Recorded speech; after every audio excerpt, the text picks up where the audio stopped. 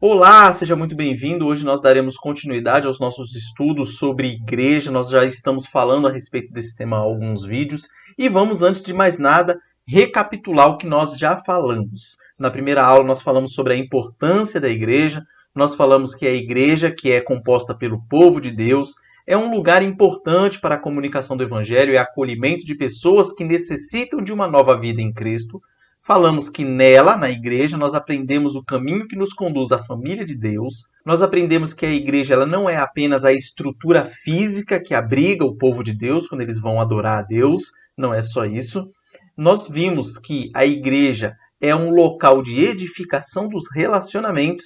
E, por fim, nós vimos na primeira aula que essa realidade nos convida a fazermos parte ativamente de uma igreja local. Na aula 2, nós falamos a respeito do nosso compromisso como membros da igreja e falamos que a igreja ela é marcada por uma estrutura e por processos organizacionais. Nós falamos que sem uma organização a igreja seria uma anarquia, uma bagunça. Documentos estatísticos se mostram importantes para se conhecer a igreja. E nós falamos também que cada membro tem o compromisso de se envolver na igreja. Como vai fazer isso? Congregando, revelando amor, dedicando-se à comunhão e servindo a igreja. Se você ainda não assistiu esses vídeos, assista, é só procurar aí nos vídeos anteriores. E hoje nós entramos na aula 3, onde nós falaremos de um tema muito importante, que é uma igreja mais próxima da Bíblia. E a título de introdução, eu gostaria que você prestasse atenção num vídeo que eu vou postar aqui, chamado A Unção da Galinha, e depois nós falaremos a respeito dele. Mas um dia o Senhor Jesus me levou, pastor Zé Wellington, em um galinheiro. Isso não foi uma visão, isso não foi um sonho, foi metafisicamente, foi como João foi trasladado. Eu fui trasladado metafisicamente até o galinheiro e o milagre que Deus fez, pastor Zé Wellington, ele foi tão terrível que durante os primeiros 90 dias eu dei testemunho errado. Porque quando eu estava dentro do galinheiro, o Senhor Jesus Cristo usou um galo e uma galinha para me curar. Uma galinha colocou a asa em mim, falando em línguas estranhas, e o galo interpretando. Na minha ignorância, na minha falta de conhecimento, há alguns anos atrás, eu tive o desprazer de dizer que Jesus batizou as galinhas para falar comigo. Pastor Sebastião, quando soube apavoradamente, me chamou e disse: meu filho, que Deus usou a galinha e o galo em línguas e te curou, eu sei, porque eu acompanhei você na doença. Mas a partir de hoje diga que o Senhor Jesus usou em línguas o galo e a galinha, e não diga que o Senhor Jesus batizou. Meus irmãos, por que eu coloquei esse vídeo para vocês assistirem? Porque esse tipo de bizarrice evangélica está lotado por aí. Você vê isso em todo lugar. Você vê pessoas que foram arrebatadas, dizem elas, né? Que foram arrebatadas, foram para o inferno, falou que chegando no inferno viu fulano, viu ciclano, aí voltou para informar para eles que, ó, cuidado porque eu te vi lá no inferno. Tem uns que falam que foi arrebatado para o céu e volta e traz notícia, e traz revelação nova. E aí traz as mais variadas invenções, as mais variadas doutrinas, ou melhor dizendo, as mais variadas falsas doutrinas. E é por isso que nós temos que tomar muito cuidado, porque nós não podemos nos enganar com essas pataquadas. Por isso que Deus nos deu a sua palavra. Então, o que foge da palavra, cuidado. É para isso que eu queria chamar a sua atenção. Por quê? Porque quando você vê essas bizarrices acontecendo dentro de igrejas evangélicas, você tem aí, no mínimo, duas situações. Primeiro, faz com que os crentes abandonem de vez a igreja. Imagina você que, não, por exemplo, não foi criado num berço evangélico, vê uma igreja, resolve entrar, vai assistir um culto, e você está lá no culto, o pastor vai lá no púlpito e fala que Deus levou até determinado local, e aí apareceu uma galinha falando em línguas, e o galo traduzindo e tudo mais. Você vai olhar para aquilo lá e falar, pô, isso aí não dá, né? Não dá. E você procura fundamento bíblico para isso? Não tem. O que você vai fazer? Vai vazar e pode ser que você nunca mais volte para uma igreja, porque as pessoas têm a tendência de generalizar. Então, viu uma bizarrice dessa acontecendo numa igreja, ela fala que toda a igreja é desse jeito. Claro que a gente sabe que não é, mas a tendência é acontecer isso. E a segunda coisa que pode acontecer é que elas vão procurar outras igrejas. Então, você está numa igreja que você está vendo que o que está sendo pregado ali não tem nada a ver.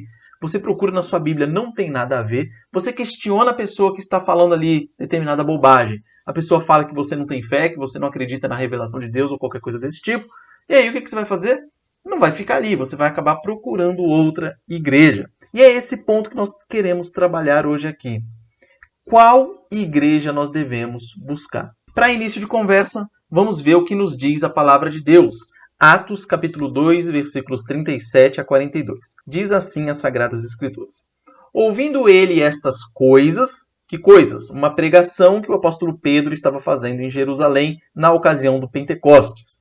Compungiu-se-lhes o coração, ou seja, apertou o coração, e perguntaram a Pedro e aos demais apóstolos: que faremos, irmãos? Respondeu-lhes Pedro: arrependei-vos, e cada um de vós seja batizado em nome de Jesus Cristo para a remissão dos vossos pecados, e recebereis o dom do Espírito Santo. Então, os que lhe aceitaram a palavra foram batizados, havendo um acréscimo naquele dia de quase 3.000 pessoas. E perseveravam na doutrina dos apóstolos e na comunhão, no partir do pão e nas orações. Eu queria que você prestasse bastante atenção no final do versículo. E perseveravam na doutrina dos apóstolos. Nós falaremos bastante sobre isso. Então aqui você percebe nesse contexto o Pentecostes, quando o Espírito Santo desce na igreja e você tem essa pregação do apóstolo Pedro. E ele prega o evangelho, ele já estava pregando o evangelho anteriormente, ele continua na pregação, ele fala sobre arrependimento de pecados, e ele mostra que a igreja ela perseverava na doutrina dos apóstolos. Então, primeiro ponto que nós vamos tratar. A igreja ela é fruto da pregação do evangelho. Uma das palavras que nós lemos no versículo, que pode trazer alguma confusão, é compungir.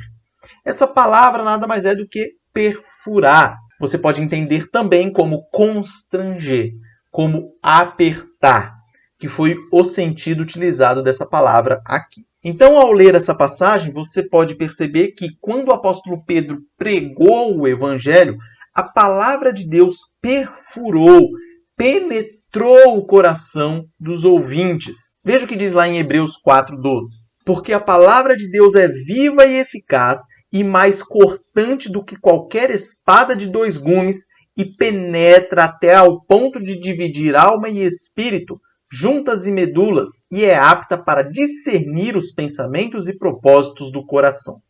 Sem entrar muito a fundo na interpretação desse versículo, perceba que a palavra de Deus ela penetra profundamente no coração humano. O coração humano é tratado na Bíblia como o mais íntimo do ser humano, o mais profundo do ser humano. E é ali que a palavra de Deus, como uma espada, vem, perfura e chega até ali. Então você percebe aqui o conceito e você percebe lá em Atos a prática, que a pregação do apóstolo Pedro fez justamente isso, foi lá no coração dos ouvintes. Então aqui é interessante a gente observar que o evangelho ele não existe para fazer massagem no nosso ego, e sim para dar um golpe no nosso coração, uma espada enfiada no nosso coração.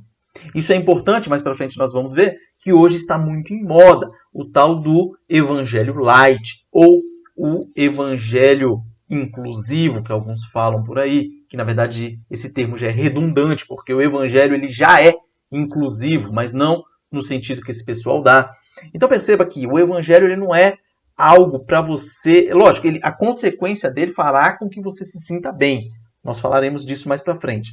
Mas ele não é uma palestra de autoajuda. Ele não é algo para botar você lá em cima. Pelo contrário, o evangelho é para afundar você no buraco, para você reconhecer que tipo de pessoa você é, ou seja, um pecador que merecia a condenação eterna, mas depois ela te traz a graça. A graça que te mostra que Jesus Cristo, sendo você um ímpio, sendo você um pecador, sendo você um miserável que não merece nada, ele, por sua graça, dá a vida dele para pagar o seu pecado e te salvar. Então a consequência do evangelho vai fazer com que você exulte de alegria, de felicidade ao reconhecer a dádiva, o presente que Deus deu para nós por meio do seu Filho Jesus. Mas não é uma palestra de autoajuda e nada desse tipo. Então o evangelho verdadeiramente pregado, ele vai nos fazer sentir angústia de reconhecer o estado de miséria e de pecado em que nós estamos. E depois ele vai apresentar Jesus Cristo como sendo o nosso único e suficiente Salvador, aquele que deu a sua vida por nós. Então a nossa culpa, os nossos pecados, foram a causa do sacrifício de Jesus. Foi por isso que ele morreu, para nos reconciliar com Deus, para nos livrar da escravidão e da condenação do pecado. Então, se você prega o Evangelho e não fala de pecado, o Evangelho passa a não ter mais sentido. Porque você vai pensar o seguinte: Jesus veio, morreu, mas morreu para quê? Não tem pecado na jogada? Então vai acabar acontecendo como muitos pregadores fazem, pintam Jesus Cristo apenas como um profeta ou apenas como uma pessoa sábia e não como Deus, o Deus que se encarnou e veio pagar a nossa dívida.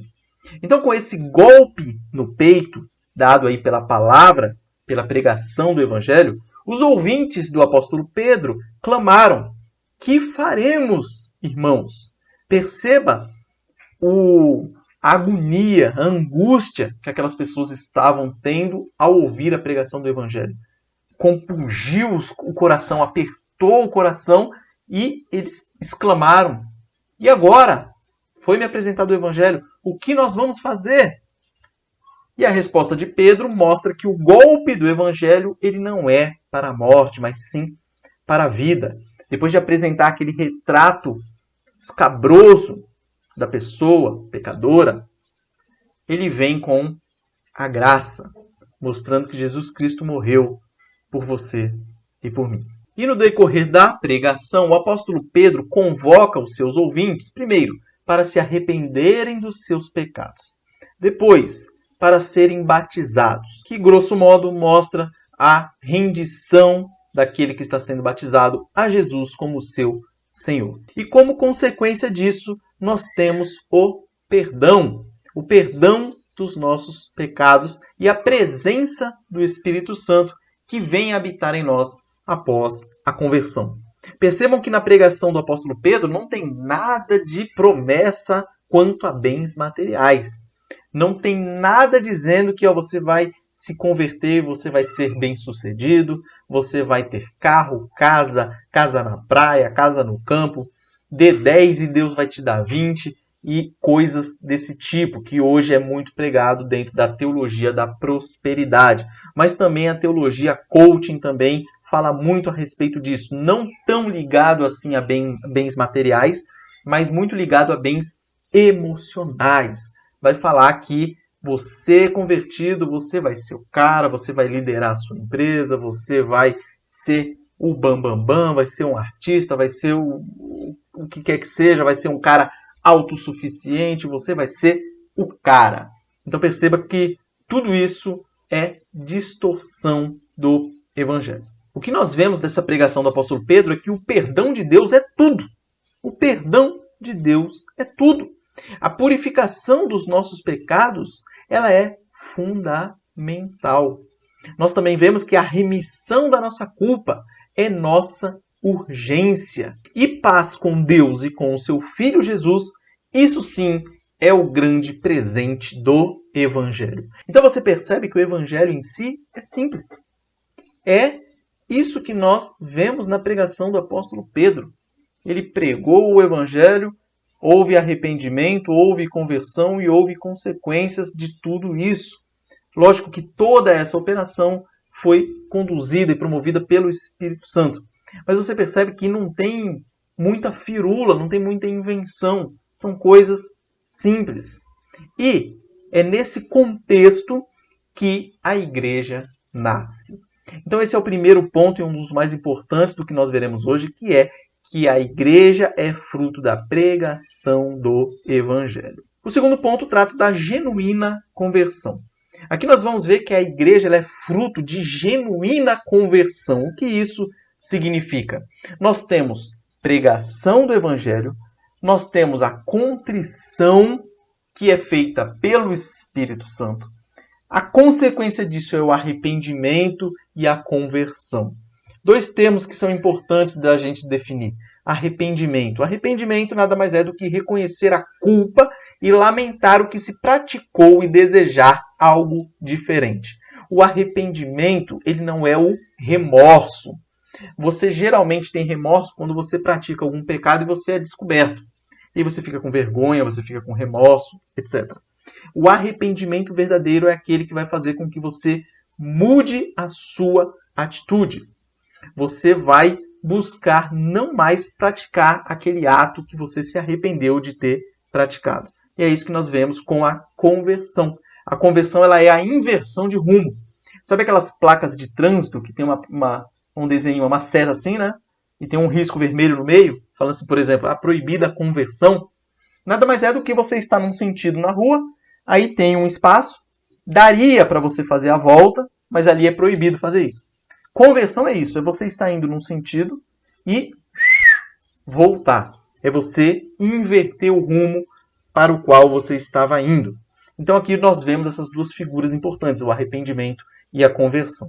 Então a vida da igreja é o que acontece naturalmente quando o Espírito Santo convence os homens de sua pecaminosidade e dependência de Cristo e converte os corações. É importante deixar claro aqui sempre, quem converte os corações é o Espírito Santo. Então os convertidos, eles passam a compreender as coisas de Deus. Perceba uma coisa, a pessoa quando ela se converte, não é da hora para o dia que ela vai mudar. Às vezes acontece, é uma mudança muito grande. Mas você tem a conversão e a partir de então você tem uma caminhada cristã, você tem um processo de santificação. É um processo que vai durar a sua vida inteira. Você não vai atingir a perfeição nessa vida aqui.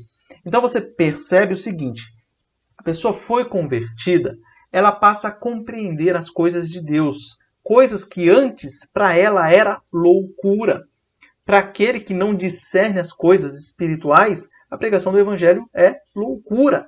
Acreditar que uma pessoa veio para pagar, aliás, uma pessoa não, que Deus veio para pagar os meus pecados, a pessoa morreu na cruz, morreu, ficou 3 dias, ressuscitou, subiu aos céus. Isso é loucura para as pessoas que não são convertidas.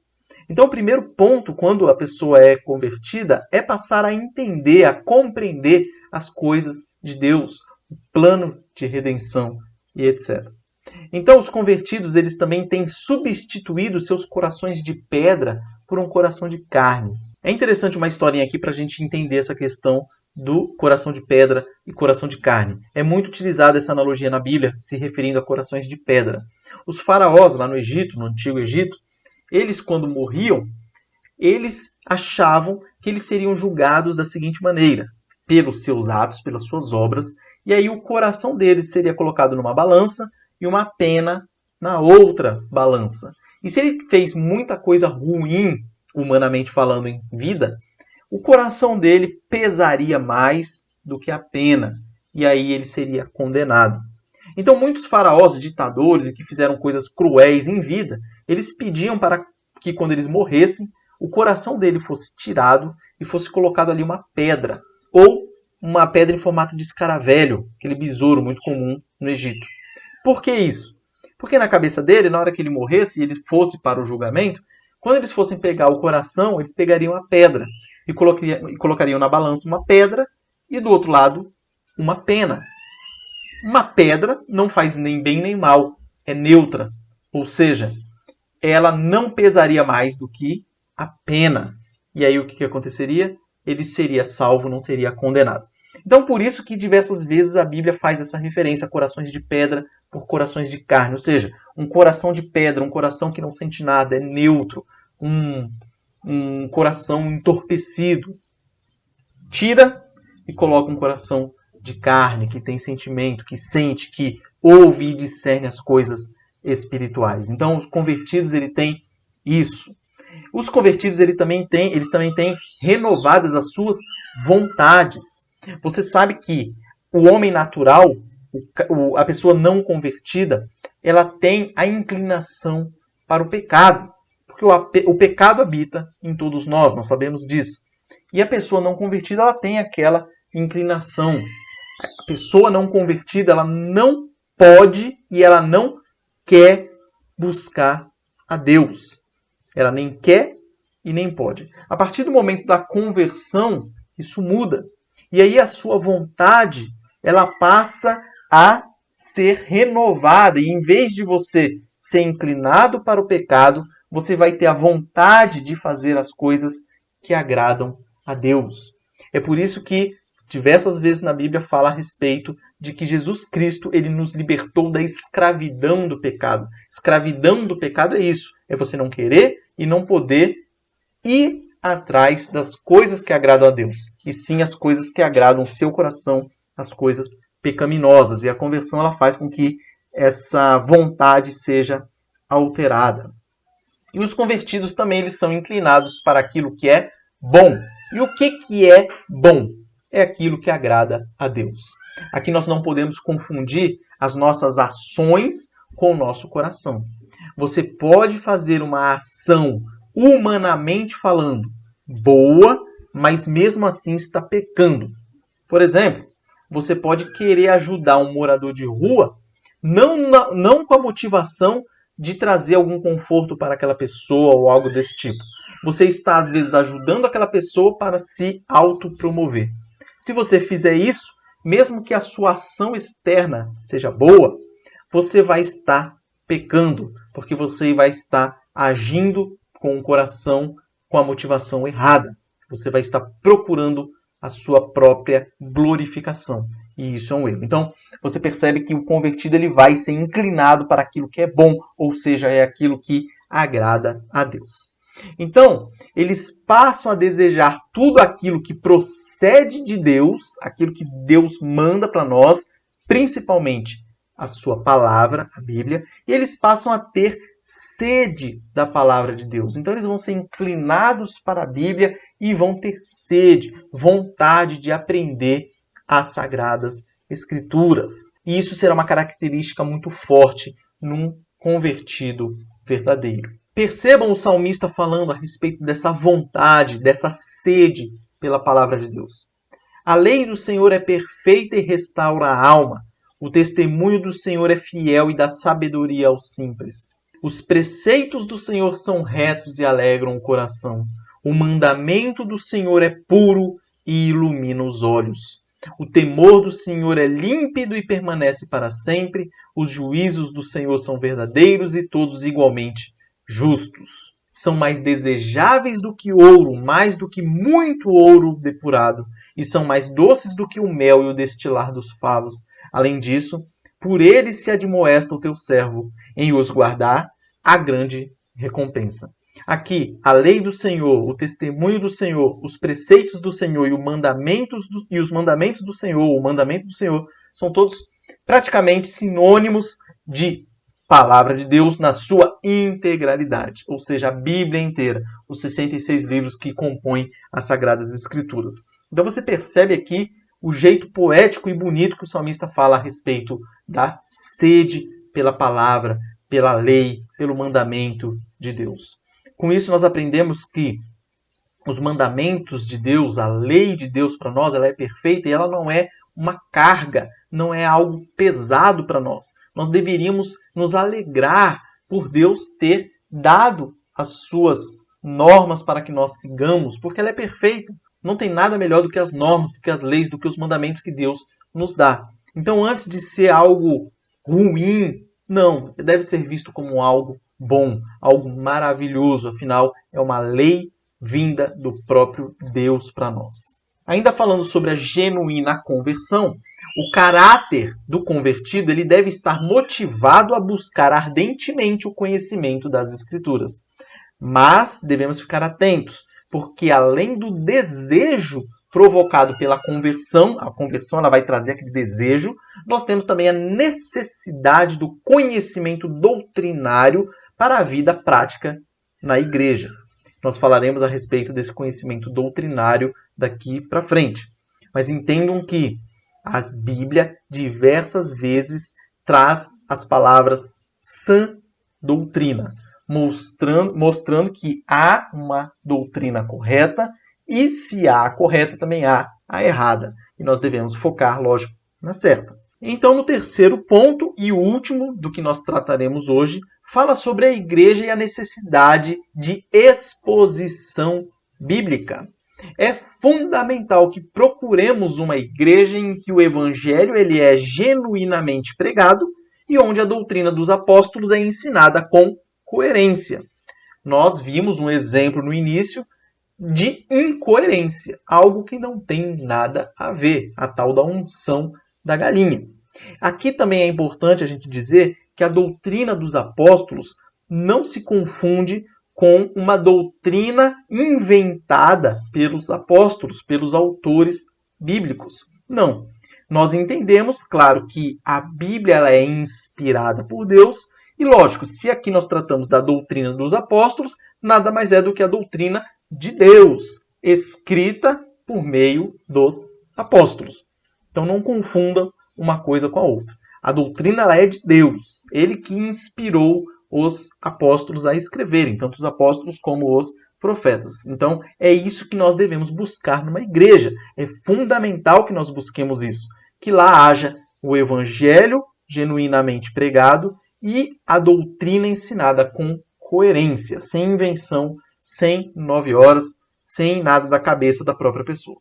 Então o texto diz que os convertidos, eles perseveravam na doutrina dos apóstolos. Doutrina dos apóstolos. Doutrina nada mais é do que ensino, ou seja, é o ensino dos apóstolos. Perseverar nada mais é do que ser determinado em direção a alguma coisa. Perseverar, ser firme, ou seja, eles eram firmes no ensino dos apóstolos. Então nós vemos aqui que os crentes da igreja primitiva, eles buscavam com zelo e perseverança o ensino dos apóstolos. E nós temos hoje o ensino dos apóstolos em nossas mãos, nas Sagradas Escrituras. Em diversas versões, de todo tipo que você imagina, você tem aqui o ensino dos apóstolos, a doutrina dos apóstolos, a sã doutrina. É necessário para uma igreja, então, uma pregação genuinamente bíblica, uma pregação doutrinária, uma pregação apostólica. É o tripé. É isso que nós precisamos. É isso que nossas igrejas precisam. E para que isso? A fim de se gerar vida na igreja. O que traz vida à igreja é a pregação da palavra de Deus. É a palavra de Deus que dá vida. Lembra da passagem de Jesus e Lázaro? O que deu vida a Lázaro? A palavra de Jesus. Jesus deu uma ordem para ele, ele ressuscitou e saiu do túmulo. Então a palavra de Deus, ela traz vida. Nós que estávamos mortos dos nossos delitos e pecados, nós somos ressuscitados por meio da palavra de Deus, operada em nós por meio do Espírito Santo. Então, a melhor maneira de fazer isso, ou seja, a pregação genuinamente bíblica, doutrinária e apostólica, é por meio da pregação expositiva. A pregação expositiva ela tem uma característica diferente de outros tipos de pregação. Não é que os outros tipos de pregação estão erradas. Cada situação exigirá um tipo de pregação. Porém, o que vai edificar mais e o que vai fortalecer mais, alimentar mais a igreja é a pregação expositiva, que nós falaremos no próximo slide já. Mas eu vou te dar só um exemplo de outro tipo de pregação. Pregação temática. O que faz a pregação temática? Ela pega um tema, vamos supor, Natal agora. Nós chegaremos agora no final do ano, se Deus quiser, no Natal. Você vai pegar o tema, Natal, e você vai percorrer a Bíblia inteira, trazendo versículos que falam a respeito de Natal, do nascimento de Jesus Cristo e tudo mais. Então isso é uma pregação temática. Ah, Dia dos Pais, daí você vai lá e pega diversos versículos na Bíblia que tratam da relação paterna. Isso é pregação temática. A pregação expositiva ela tem uma característica um pouco diferente que nós vamos ver aqui agora. Então, pregação expositiva ela é a transmissão de um conceito bíblico encontrado por meio de um estudo histórico, gramatical e literário de uma passagem em seu contexto. Olha que interessante esse conceito. E para facilitá-lo mais, a pregação expositiva ela vai te transmitir um conceito bíblico e esse conceito bíblico ele vai ser adquirido por meio de estudos, daquilo que nós falamos já diversas vezes quando nós falamos a respeito de hermenêutica, de interpretação bíblica, que é buscar a intenção do autor, entender o contexto histórico, entender o que os ouvintes estavam entendendo daquilo que o autor bíblico falou naquela época. E aí você entender todo esse contexto para poder trazê-lo para os dias de hoje. Então, o tal conceito que foi descoberto por meio dos estudos bíblicos vai ser explicado para a igreja, vai ser comprovado para a igreja por meio da Bíblia e vai ser aplicado à vida dos ouvintes. Então, isso resume o que seria aqui uma pregação expositiva. E é claro, não podemos esquecer que tudo isso sob, ou seja, abaixo da iluminação do Espírito Santo. Ele que vai conduzir tudo isso, todo o nosso entendimento, todo o nosso raciocínio a respeito desses assuntos, etc. Então nós temos esse conjunto de coisas envolvendo a pregação expositiva. Então, na pregação expositiva, o conceito bíblico da passagem deve ficar claro para os ouvintes, deve ser abraçado pelos ouvintes e deve ser praticado por eles. Isso que vai resultar, ou deveria resultar, a pregação expositiva. Então, ela deve atingir as pessoas em 3 áreas, que são na área intelectual. A pessoa vai entender ali o que estava acontecendo, raciocinar e entender tudo o que estava se passando por ali. Não vai ter unção de galinha. Aquilo ali já foge do intelecto, já foge da racionalidade. Então vai estar aqui abrangendo a questão intelectual. Também a emoção. Você vai entender e vai ter uma emoção, uma vontade que vai surgir. E isso vai fazer com que você tenha a vontade de colocar isso em prática. Então você tem aqui o tripé das influências de uma pregação expositiva. No intelecto, nas emoções e na vontade, no agir, na mãos à obra. Então o evangelho bem exposto e as doutrinas apostólicas bem ensinadas farão com que o povo de Deus seja mais dedicado em guardar os mandamentos do Senhor, e isso certamente tornará a igreja mais forte e mais dinâmica. Uma igreja sem pregação bíblica fiel tende a morrer espiritualmente. E a depois acabar acontecendo o que aconteceu na Europa e em alguns outros países que foram berços do cristianismo, que hoje em dia suas igrejas viraram clubes, viraram bares, viraram coisas que não é mais igreja. Muito por causa da falta da pregação fiel da palavra de Deus. Conclusão. A igreja nasceu do Evangelho de Jesus Cristo e da doutrina dos apóstolos. Efésios 2, 19 e 20 fala: assim, já não sois estrangeiros e peregrinos, mas concidadãos dos santos, e sois da família de Deus, edificados sobre o fundamento, olha o fundamento da igreja, apóstolos e profetas, sendo ele mesmo, Cristo Jesus, a pedra angular. Aqui o texto fala sobre apóstolos e profetas. O que isso significa? Antigo e Novo Testamento. É a Bíblia. E Cristo Jesus, a pedra angular, a base dessa construção aqui. Nós temos a base da igreja. Então, por ela ter nascido disso, ela deve perseverar na pregação desse evangelho e no ensino dessa doutrina. Veja o que diz 2 Timóteo 4, 3 e 4. Pois haverá tempo em que não suportarão a sã doutrina. Nós vemos hoje isso acontecer em todos os lugares. As pessoas não suportam mais a sã doutrina. E aí o que elas fazem? Pelo contrário, cercar-se-ão de mestres segundo as suas próprias cobiças, ou seja, eu quero aquela pessoa que fala o que eu quero ouvir, como que sentindo coceira nos ouvidos, e se recusarão a dar ouvidos à verdade, entregando-se às fábulas. A pessoa não quer ser confrontada com o evangelho, ela quer apenas aquilo que afaga o seu ego. E nós vemos isso acontecer de montão. E por fim, dentro da conclusão, a mais fundamental marca de uma genuína igreja é a perseverança na doutrina dos apóstolos. Não se enganem, muitas pessoas dizem hoje em dia que não existe a doutrina correta. Cada um tem a sua doutrina. Doutrina correta, sinônimo de ortodoxia. Muitos dirão que não existe ortodoxia. Se você ouvir alguém falando isso, fuja, porque ele está te enganando. Algumas aplicações práticas aqui para a nossa vida. Primeiro, pense consigo. Como tem sido a dedicação ao ensino das Escrituras em sua igreja? Será que está deixando a desejar? Ou será que está sendo realmente fiel às Escrituras? Lembrando que você só vai saber se é fiel às Escrituras se você ler as Escrituras. Senão você não vai conseguir saber. Então já fica a dica aqui. Leia. Segundo, como tem sido o seu apreço pessoal pelas Escrituras? Você está tendo apreço pelas Escrituras? Você lê, você estuda, você busca saber as Escrituras? Terceira pergunta, você concorda que o pregador hoje ele deve falar o que as pessoas querem ouvir ou devem pregar o Evangelho? Essa é boa, hein? Quarta pergunta. Quarta pergunta não, quarto ponto. Hoje está na moda um evangelho agradável e sem confrontações, como nós já falamos anteriormente. Fuja deles.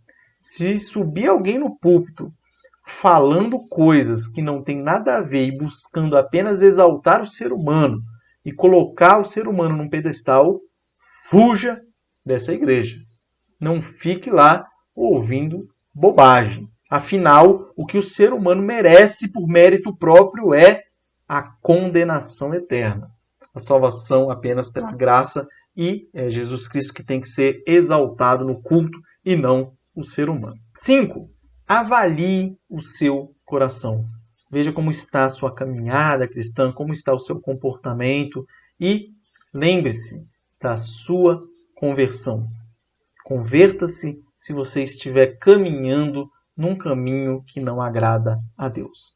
Busque estudar a Bíblia, senão você não vai saber quando estão te pregando um falso evangelho. E por fim, conheça e viva o evangelho.